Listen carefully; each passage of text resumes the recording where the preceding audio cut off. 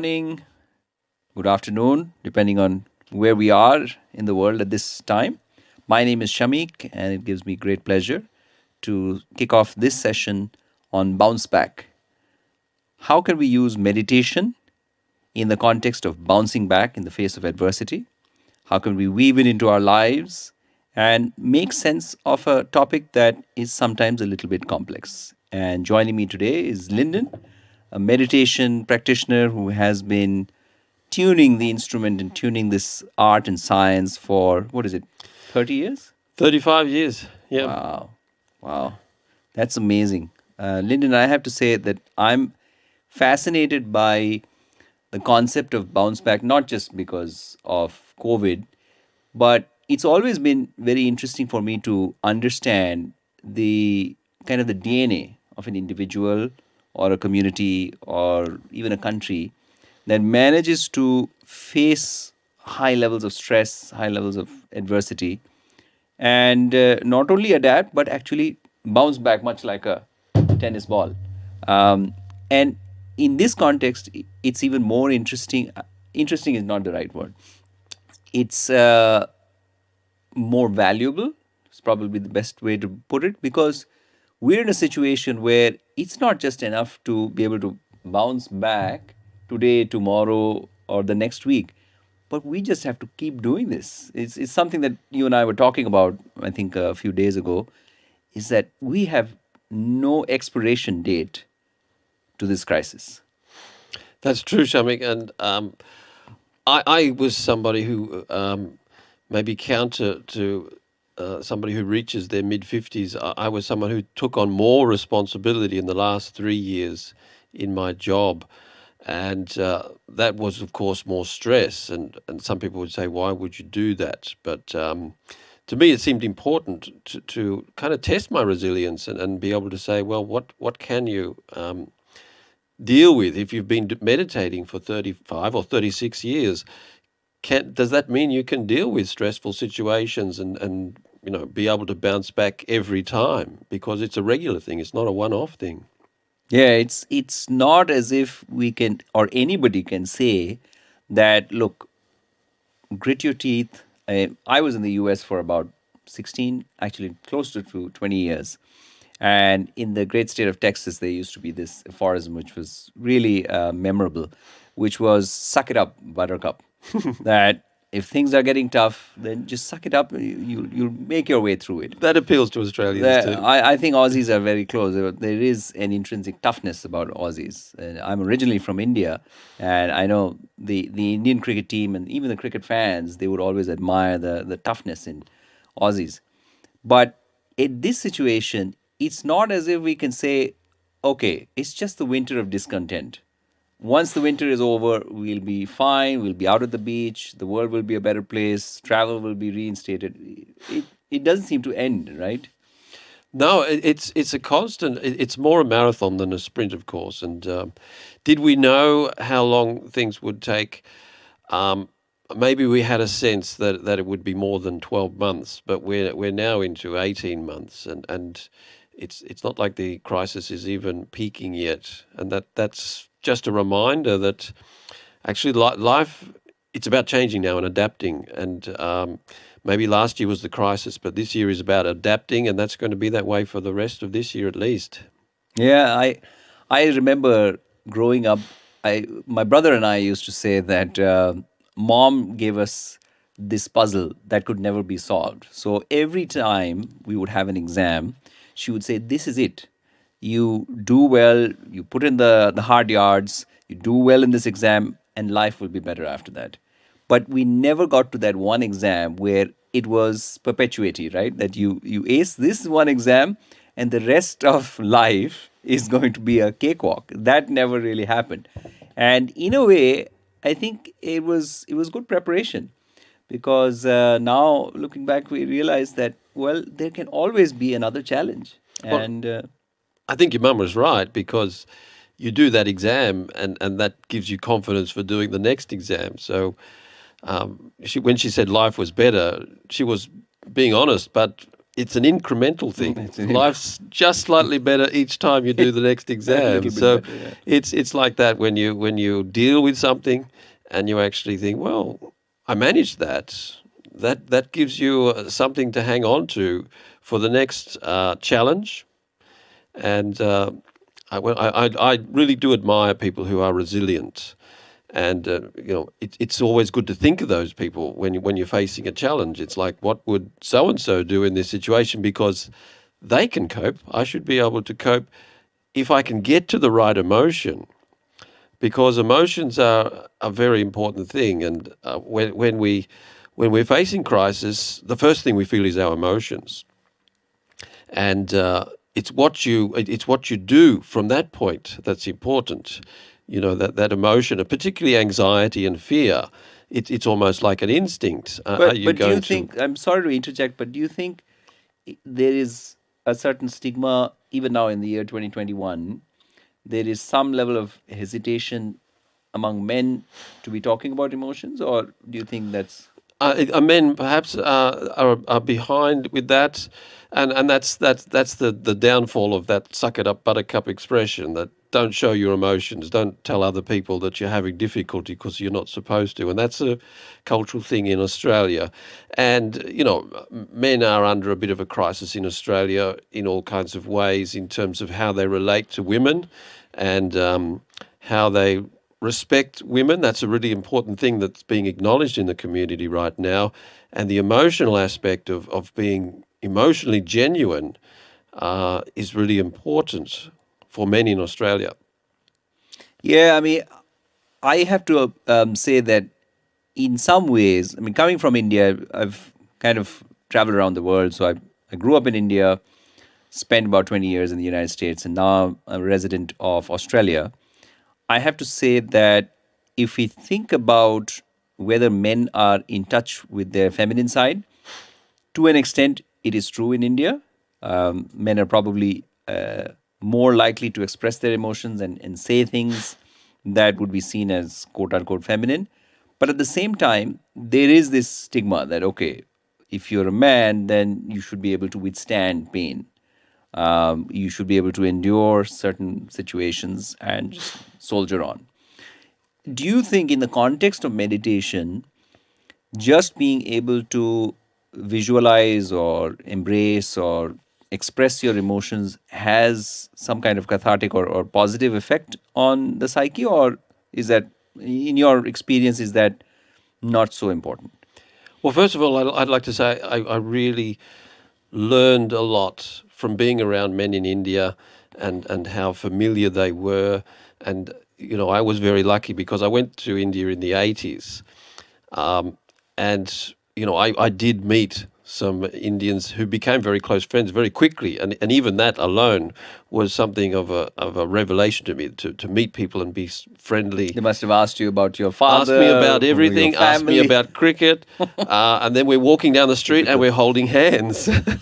And people don't do that anymore, but we were holding hands back in those days. It was just a way to bond for men. And getting beyond the initial reaction, you think, well, this is really actually really nice to have that camaraderie and to be able to build from that base. So I did learn a lot from making friends with people in India, and it is important for men to have that spontaneity in their personality, and this is something that I've developed, I think, from meditation. Sahaja Yoga meditation in itself. Sahaja means spontaneous, and it's not just a branding. It is something that you want to develop, and you do develop from doing meditation, Now, Sahaja Yoga let me ask you meditation. this. Did you learn? So, you've been following meditation, about Sahaja Yoga meditation, for about 30 years now. And has most of that learning been in solitude, or is it a balance of you have your alone time when you're introspecting or pondering, and then there's times where you're meditating in a group? And if you have been meditating in a group, which one have you found to be more effective, the solitude or meditating in a group? Well, these days I do meditation every morning at home, so it's a little bit of a solitary thing for me now. But when I first came along, I wanted to be living in a house with other people who were doing meditation. We used to get up in the morning. That time was really important to me. And spending time in a shared room with other guys and learning from them, people who'd been doing it Like a for boot camp. it was more than a boot camp. It was a collective house, and we had like-minded people and people you could talk to, and you could find somebody at any time of day, and to be able to talk about the things that we want to talk about. And So a sense of community did help. it really did help, and it is an important thing to be able to have people around you. I've missed that since the lockdown, and I really look forward to those times, even if it's just once a month, where I can be together and just catch up with people, even if it's just how are you kind of conversation. It's really good for the soul. Wow, wow, that's quite remarkable because, I would think that having that solitude is kind of the holy grail of the typical Aussie male. But what I'm finding more and more evident, and this is something that I saw in the United States as well. I've spent about 2 years in Australia now, and like I said, I spent 20 years prior to that in the US. One thing that I found really perplexing was that in the US as well, there is this real crisis among men, particularly. And I think this is global. This is not just about the US, because there are these stereotypes that the man has to be impregnable and can never share his emotions or express his emotions, is causing some underlying challenges. And how they're expressing is very much a function of where he's from and the circumstances and all of those external factors. But one thing that really brought it home to me was, one of my favorite actors. He committed suicide, Robin Williams.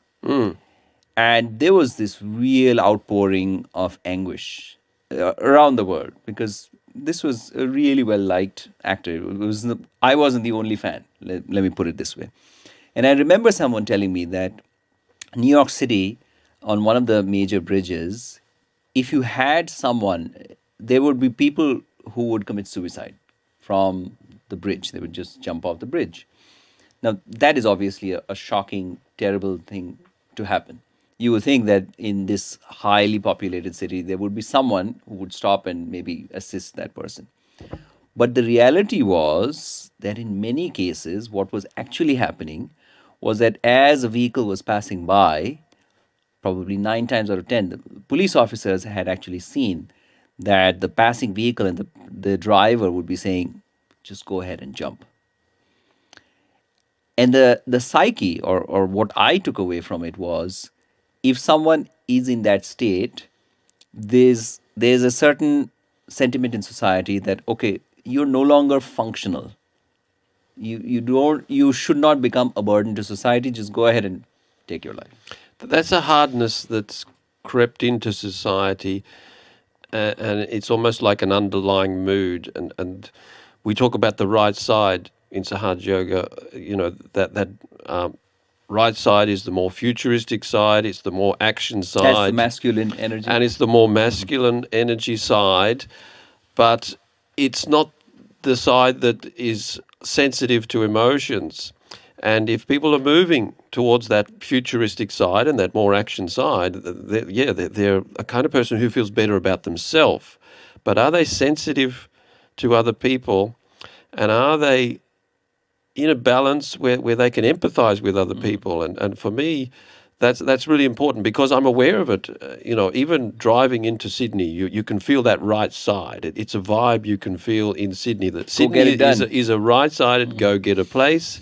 This is why I like to get in the car on the weekends and get out of Sydney, get a refresh, because when I come back into Sydney, I can feel that hardness and that right side coming back into me. And, essentially you could say that the default for people is just a higher level of impatience and just a higher level of anger. People talk about the iceberg of anger. Have you ever heard about the iceberg of anger? I've never heard about that. Well, anger is a basic emotion, and it's an emotion that people should feel in a very present state. Somebody pushes you or bumps you in a shop, you get a little bit hit angry. back, right. That's a primary thing. But when you're in the car and somebody in another car gets angry at you, you're never sure whether did I do something wrong there, or is that person just basically So impatient is and it angry? fear or is it? Oh, That's okay. right. I see what you and mean. so, people's, level of anger and their basic default to take to anger is they have a shorter fuse. And that's because they have this iceberg underneath them of all these other secondary emotions. So There's a lot of processing happening behind there's the a lot scenes. of so they get angry just about what they're thinking about, or they get angry because of things that happened in their childhood, and that's something that I think a lot of men in Australia, maybe they were dealt with a bit more hardly in their childhood, and that basic level of anger and the sources of that anger are just more apparent. And it's something I see in myself as well. It's not just something I see in other people. That it's something I have to be mindful of. That right-sidedness, which is in me, and I can say, I feel like in the last couple of years, I've really started to, calm down my right side. But this is after 36 years of meditating. It takes a long time to calm down that right side. I'm living in a right-sided What? country. I mean, yeah. I was hoping that you would say it just takes about 5 seconds and you're a transformed person. Yes, in terms of meditating, and this is why you meditate. And then that right side is saying, why are you sitting here? You've got something else to do. You've been here for 20 minutes. That's enough now. And Absolutely. that impatience that constantly drives you to be doing other things, it's something I'm still aware of after 36 years. But what you learn after 36 years is you learn to watch yourself. And you learn to see, well, where's that coming from? And you introspect at That's the powerful, moment. yeah. And you catch yourself doing that. And you think, well, is this me getting impatient and angry, or is this because I'm just living in an angry and impatient So, town? are you separating a part of yourself that is not the thoughts? Is that the process that you're employing, or what exactly is happening at that moment in time? Well, what I'm saying is, in when you first meditate, you want to get thoughtless awareness. And yes, I mean, you get that quite soon. You get a state of thoughtless awareness. It may only I last mean, for a few thoughtless seconds. awareness in itself seems so remarkably confusing, right? Because we live in a time where we are just drowning in information. That's We're right. being hit from all directions. So it seems in the beginning you think, well, that'd be great. That'd be probably the first time I ever experienced that, and it may be just a fragmentary thing in the beginning. You get a bit of thoughtless awareness, but after you've done some meditation, you think, well, I can get there at least for a few seconds, and then you start to think, what else is going on in my meditation? And then you start to think, well, So you're saying meditation begins with this concept of thoughtless awareness, where you're aware, but there's silence inside. And I'm saying that that's our basic goal in the beginning, to experience silence, mental silence, as we can call it, or thoughtless awareness. But when you experience that, that's the right side. And really, what you're experiencing is being in the present. And what can help you to be thoughtless is not to think about your thoughts, but to pay attention to your emotions. Wow. Okay. And if you think, well, what am I feeling right now? As soon as you start thinking about what you're feeling, or you pay attention to your feelings, then you get a sense of silence. So you're not reacting to, let's say, some negative emotion, some anger or some turbulence inside, but you're consciously paying attention. Well, that's the other To the thing. source. If you watch your emotion, whatever emotion is bothering you at the time, you put it in perspective, and it becomes less in your face. You can say you just get a little bit of a sense of, okay, in the present, it's no longer there because that thing happened 5 Yes. minutes ago. Whatever Hopefully made it will me never angry, happen again. it's over now.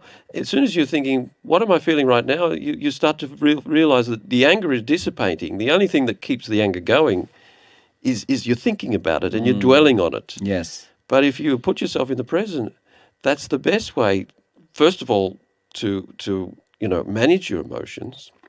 And second of all, if you pay attention to your emotions, that helps you to be more silent in your mind. And why is it important to be silent? Because you want to be listening for the good thoughts, not just Should be. having the noise of all the Right. the ruminations, as we could say. the thinking and thinking about something that happened 5 minutes ago. Yeah, yeah, and so often, what we find is that, especially when we look at cases where somebody did something really extreme. So I'm going to go back to the case of this celebrity who committed suicide, Yep. and there was a real surge in those cases. There were celebrities who took their own lives, and I sit and wonder sometimes that why would a person get to that point? Why couldn't there be some kind of intermediation before things got so completely out of control, where someone who seems to be apparently so successful would decide to take end his or her own life? And I just wish that there was some way to end that cycle. This must be some kind of a cycle, right? So there's a cycle of negative thinking or emotions that is being fed, as you're saying, through the thoughts and maybe even through behaviors. But there's got to be a way to break that cycle. And I'm just wondering, have you noticed, is it possible to forgive? Is it possible to use forgiveness maybe as that pause or as that circuit breaker? Break that cycle of negative emotions, anger. Have you noticed that? Well, I think that idea of forgiveness is really important. And we were talking about this earlier. And when it comes to meditation, it's not too difficult to get to this point. And then it's like you get stuck at this point. And what is Do the you thing think that the thoughts, they will the just thoughts are continue? there, and it's almost like there's like a brick of thoughts, and it's like how do I find the space in those thoughts? But what clears this center, of course, is forgiveness. And at first you think, okay, well, that's an interesting idea. How is forgiveness related to thinking? But something I've realized recently is it's not just about forgiving people. You have to forgive the situation. Wow, that's really powerful. Yes. And you know, we're in a situation now where we're all thinking, why me? Why now? Why this year? Yeah. And it's the first thing you need to do to stop that kind of rumination and to get to the positive and get out of that negative is to forgive the situation. And I So think very that's the true. beginning of resilience, because then you get out of that anxiety about You're the not situation. grinding on it You're not, it's continuously. like, okay, so if I can let go of that, if I can forgive that, then I can think of the positive, or I can think of a person who has these positive qualities, and I can think of things that are admirable, things that are enjoyable in life, things that are that I can be grateful for, because there are so many. So true. And so forgiveness is the first thing. It's like, okay, forget about that. Think about something better. Okay, I forgive that thought. I forgive that situation, because there are more important You things just in feel life more light. to pay attention to. So forgiveness, forgiving people, forgiving the situation, and forgiving ourselves for thinking so much is an So important true. thing, Yeah. you know, because we're hard on ourselves too sometimes. Yeah. Sometimes I think we are hardest on ourselves, and forgiving ourselves for some mythical and maybe some real situations Yeah. is the hardest act of it all. So I think that's really, really powerful for us to remember that forgiveness is something that we can access. And it's an affirmation, and people can use affirmations. Affirmations are really, I wouldn't say they're powerful, because in themselves they're very simple. You just say, I forgive this situation. You know, relax. It's not so bad as you think. I forgive this situation. So I you're forgive talking to that yourself. person. If you say that, it does have an impact. And when I was new in the job as a manager, I was in that panic mode. Whenever anybody walked into the office, it's like, oh my gosh, I've got to deal with this situation. I've already got other situations I'm supposed to be dealing with, and automatically, if you go with that emotion, you're getting angry at the person before they've even said anything. I never. What was it? What I was saying in those situations, what I used to say to myself is presence. That's what I used to use to stop me from panicking and fearing and getting anxious about that situation. And if I use that word, and I used to say it to myself, presence. Pay attention, because if you really listen to what they're saying, you'll deal with it much more quickly, and then you'll get back to what you want to do. But yeah, the other aspect of that is forgive this person. Don't get angry at them before they've even said anything. be in that forgiving and open-minded state, and whatever they're saying, because they think it's important, you'll be able to deal with more effectively, and you'll get back to what you need to, whatever you thought was important as well. So it's our ego which gets angry, and it's our ego which decides whether, what's important for us. But it's our heart, or it's our empathy, which is open to other people. And that's, how do you get to the heart? Well, you can think in your chest, but the heart is also here. The heart is in two places. People don't realize the heart is connected to the mind, but we know in meditation that's true. That It's all a perfectly connected system. That's right. And where do you find the heart in your mind? Through forgiveness. Wow, that's really profound. So how did you find Sahaja Yoga? I mean, 30 years ago in Australia, it was a different world. It was a different country, a different time. It was a different time, and there were very few books on the market. There were very few resources. Maybe that protected me from the worst possibilities, because it's so easy to All get kinds of lost these days. charlatans as But well. even so, I did a lot of seeking, and it was probably from when I was about 14 or 15, trying to work things out. I think that was a very difficult time of my life, and I was getting very frustrated, and getting to the point where I'm thinking, well, there's not an answer. There's not the answers I'm looking for out there. But having done all that seeking, when I did see Sahaja Yoga, I very quickly recognized what it was, and to the point where I recognized this is something. It's either really big and really important, or it is a complete phony. And I had both ideas in my mind, and I thought, well, I don't want to die wondering here. I have to just see. Go down that if, rabbit hole. If this is really what it's promising, because I'd had done enough seeking to quickly understand the premise of Sahaja Yoga, which is very profound and very deep. And I also had that cynical thing in my mind. And I said, well, okay, I'm just going to give this a couple of months. Evaluate, yeah. To really work it out. And then I'll either drop it like a hot rock, or I'll know that this is the one I've been looking for.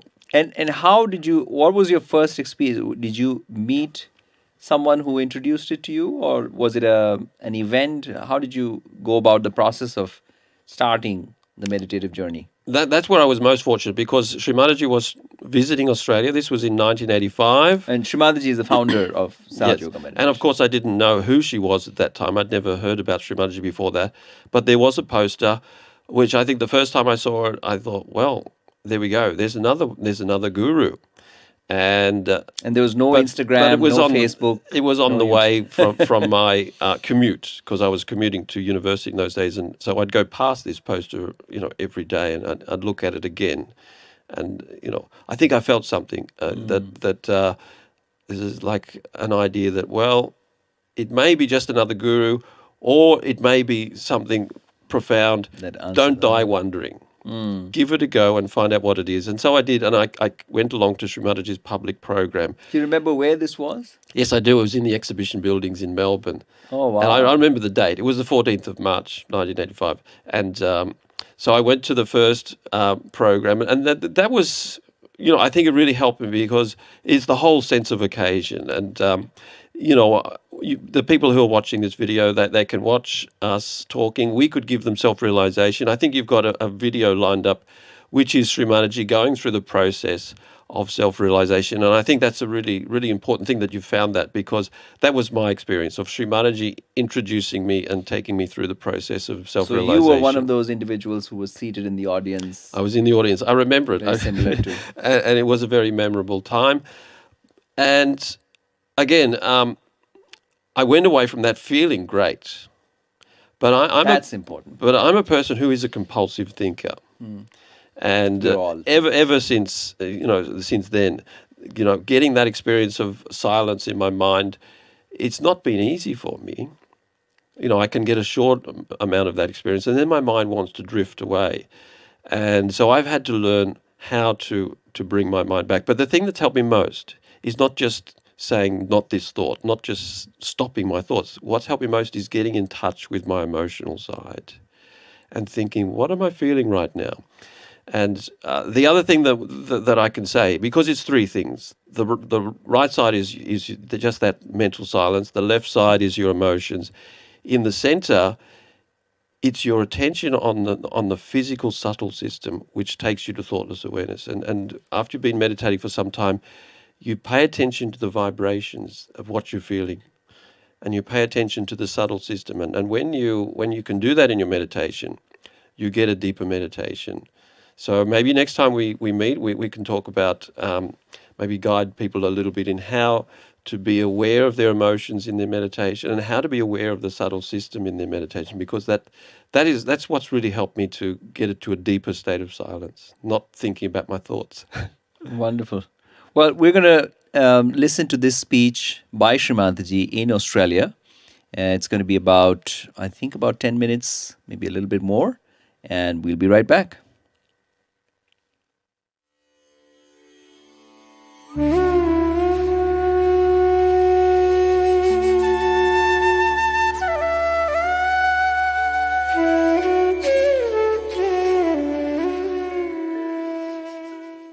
I guess Indian gurus have been in vogue over recent years in the West. The Beatles introduced us to the Maharishi. The Orange people blindly followed the Bhagwan. But there have been others far more credible and far more respectable. My next guest is a Bombay lady whose following is growing around the world. She says that you have the power to deal positively with every problem, from con men to cancer. All you have to do is know how to tap into it, to tap into that power. Would you please welcome the lady acclaimed as India's greatest living saint, the mother of Sahaja Yoga, Shri Mataji.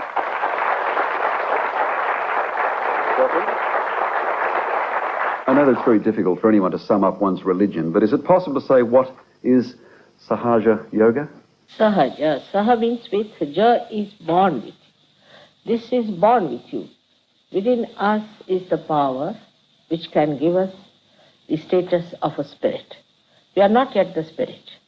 We are at a human level, and in the evolutionary process, we have to now have the breakthrough to become the spirit. That's very essential and is absolutely eventually the all possible natural thing that has to happen. It should happen to all of us, and the time has come for you to get to that position where you become the spirit. All the religions have talked about it and told about it, but people have gone wrong in believing that artificially, if you say that you are baptized or you have become a Brahmin or you have become a peer, that you have become the spirit. It's not that. It's a happening that has to take place within ourselves, which is a living process, absolutely living process of the living divine force within ourselves. We've heard of lots of yogas. How does this differ from other Indian yogas? Other yogas were practiced mostly after getting realization, but as it has come from some half-baked people, it is in a very funny way that people follow it as if they have to take all the medicines together and they don't know any discrimination about it. Unless and until you make this force rise within you, you will not know what type of attention is needed and what type of physical exercise is needed. Indiscriminately, people do physical exercises getting into trouble. Now, you speak of the force. Is it possible to say where does this force emanate from? This force is a residual power in our triangular bone called a sacrum. Sacrum. Sacrum. Okay. Now, the sacrum is what comes from Greek, and that means Greek people knew this was a sacred bone. It rises from there, passes through our 6 centers, piercing through our fontanelle bone area, and you get the cool breeze of the Holy Ghost coming out of our head. That's what Christians refer to as... Yes. I mean, Holy Ghost, what is the Holy Ghost? Nobody can explain, but Holy Ghost is very simple to understand. This is the reflection of the Holy Ghost within us. Holy Ghost is the desire of God. God himself watches the working of the desire, and the desire is that we all should become the spirit. And this desire is reflected in our triangular bone in 3.5 points. Is this the central nervous system? No, it is in the triangular bone. It's this force, this is the fourth force within us. Okay. We have sympathetic nervous system, left and right, and we have got autonomous, that is an autonomous nervous system, and parasympathetic, and we have also central nervous system. Now, this is the system which is not yet working. It is still in the triangular bone. When it rises, it gives you a new dimension of the spirit. Means the light of the spirit comes in our attention. In that case, what happens is very simple to understand. That at human level, we are not in the absolute state. Not in the absolute state. That's why there's a chaos. Supposing I'm holding a snake in my hand, you see, and there's no light. Somebody tells me that there's a snake, I will not throw it away. I would not like to listen to anybody's advice about it. But if there's a light, I'll throw it away. In the same way, when you become the spirit, the light of the spirit guides you. You become your own master. You become your own guru. You don't have to have any guru for that. This piercing of the fontanelle bone by the kundalini gives you the power of the spirit. But you're talking about a physical power, a spirit that comes out of the top of your head. No, it's an energy. An energy, all right. It's an energy which comes out of your fontanelle bone area, touching the spirit. But the spirit actually resides in the heart. But the main seat of the heart is here in the fontanelle bone area. And it pierces through. When it pierces through, actually it should pierce. It's not just I say I baptize you. It's not like that.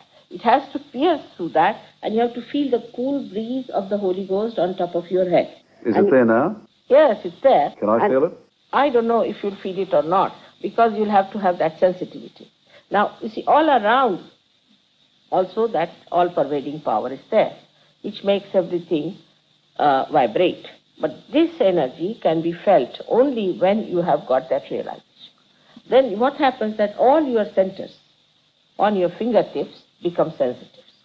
And you can feel, this is written in the Quran, that your hands will speak when you will get to your resurrection. Yes. It is a resurrection. But Mataji, you must know, you must realize, I mentioned the Maharishi and I mentioned the Bhagwan and so on.